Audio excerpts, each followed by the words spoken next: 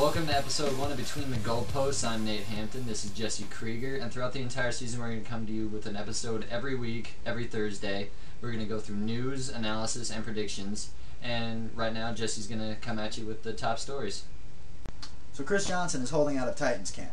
Jason Cole of Yahoo Sports reports that he wants about $30 million guaranteed and $12 million a year, and the Titans are leaning more towards $20 million guaranteed and $8 million a year. What's he worth to you? I say he's worth what he wants. He's their best player, one of the most exciting players in the league, a 2,000-yard rusher, and they have absolutely no shot of winning without him. And with Matt Hasselbeck coming in, the injury-prone quarterback, and a rookie behind him in Jake Locker, you get the sense they would have to lean on him a lot this year. Yeah, they would have to lean on him a lot this year, more so than any. It's not like they didn't lean on him before. I mean, I don't see why they wouldn't pay the man. But when you lean on a guy who's less than 200 pounds like that, you would think that he would break down more than Chris Johnson has. If you're the GM, are you thinking that maybe this year is when he breaks down and that's why you're hesitant to give him the big deal? That might be in the back of his mind, but I mean, you got to put fans in the stands. A little over a week ago, Terrell Pryor was selected in the supplemental draft by the Oakland Raiders. What does his future hold? Well, a lot of analysts have been saying that not to expect anything from him this year. He's suspended for the first 5 games, and they say he's a project that might move to wide receiver sometime in the future, that he's probably not going to be an NFL quarterback. So I started hearing that, and I started remembering all the Ohio State games that I watched last year, and started remembering all the Cam Newton games I watched last year, and realized that they're pretty similar players. So I did a little digging into it, and their stats are relatively similar. So if you want to help me out with this, Nate, Terrell Pryor's completion percentage last year, 65%. Cam Newton's? 66. And Terrell Pryor threw for 2,700 yards last year. Cam Newton? 2854. Pretty close. Then Terrell Pryor threw for 27 touchdowns last year. Cam Newton? 30. And he only threw 11 picks, Terrell Pryor. To 7 for Newton. To 7. So then, as a starter for his career, Terrell Pryor is 31-4, and last year was 12-1. Cam Newton 14-0 with the national championship last year. Obviously, Cam Newton has a lot more hype coming into this year. Heisman Trophy, number 1 overall pick in the draft. Terrell Pryor, number 18 pick next year that the Raiders are forfeiting to select him. So that would make him the 82nd overall pick. So is he really 82 players worse than Cam Newton? Cam Newton has the rocket arm, which some doubt that Terrell Pryor has, but he's thrown his fair share of deep balls at Ohio State. So I think that their careers are kind of linked in that if one has the chance to be successful, both of them have the chance to be successful. So in terms of another controversial quarterback, Tim Tebow, now the third stringer for the Broncos, started off training camp as the presumed starter with Orton being shipped off to the Dolphins. That didn't happen. Then suddenly Tim Tebow starts slipping down the depth chart as Brady Quinn lights up the preseason.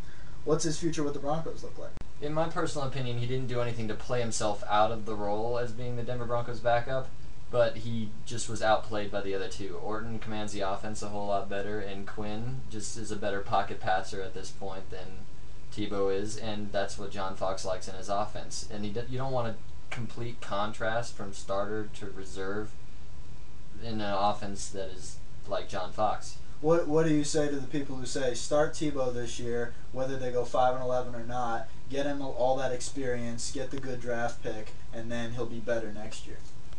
Well, there's no real wrong answer to the Tim Tebow question. It's just John Fox wants to win now.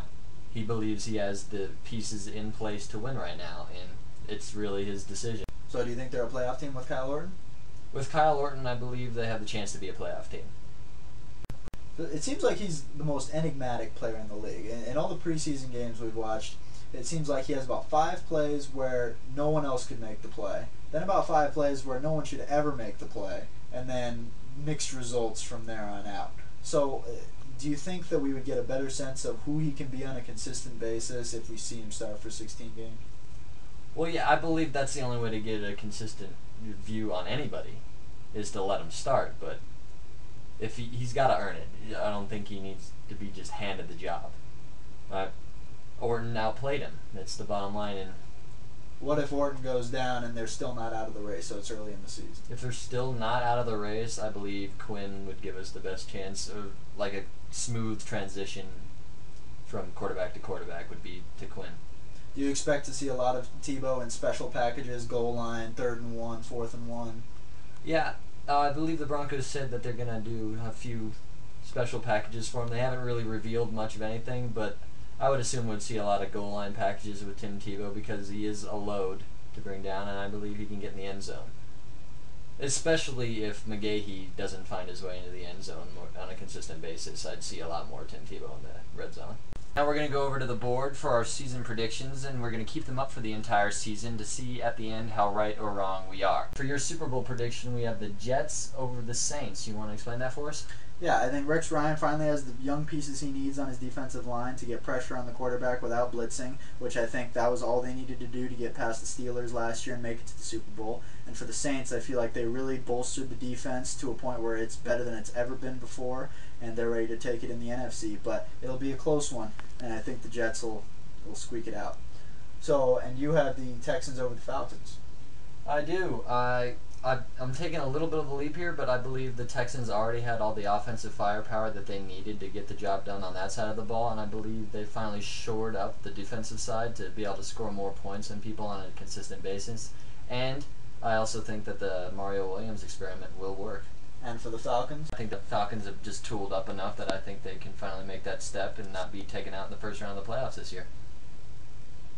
Alright, now for our division picks. Let's start over here in the NFC East, where Jesse has the Eagles beating the Cowboys. You want to explain that for us? Yeah, I think they have too much firepower and too much talent for everyone else to handle in that division. But I think the Cowboys will find their way back to the playoffs. See West, you have the Cardinals as being the only team making it out.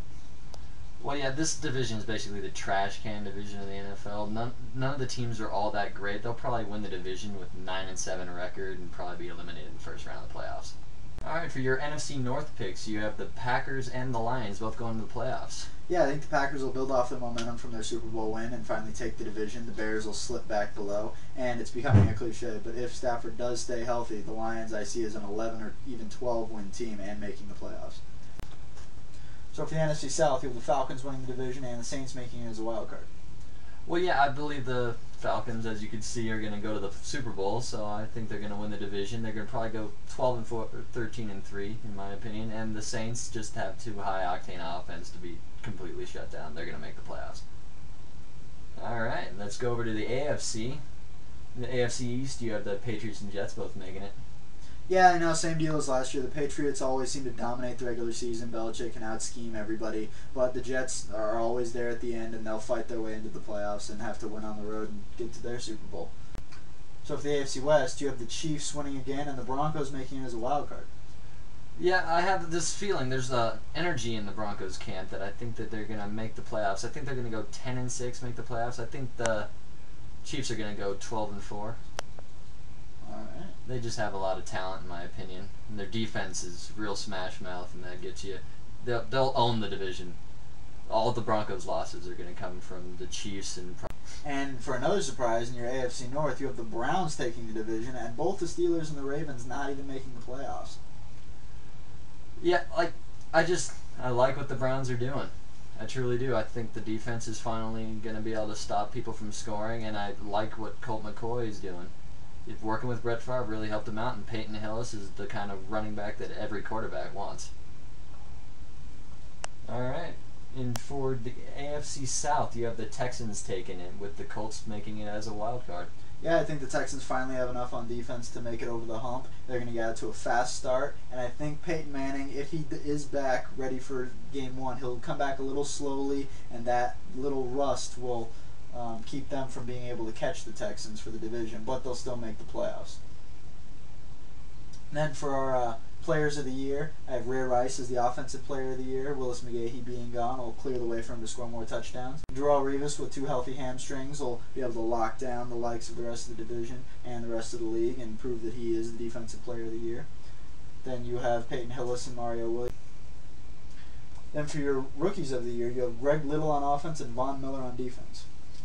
Well, yeah, Von Miller, if anybody's watched the man play, he's just faster than everybody else out there. I think he's going to get about 10 sacks, win Rookie of the Year.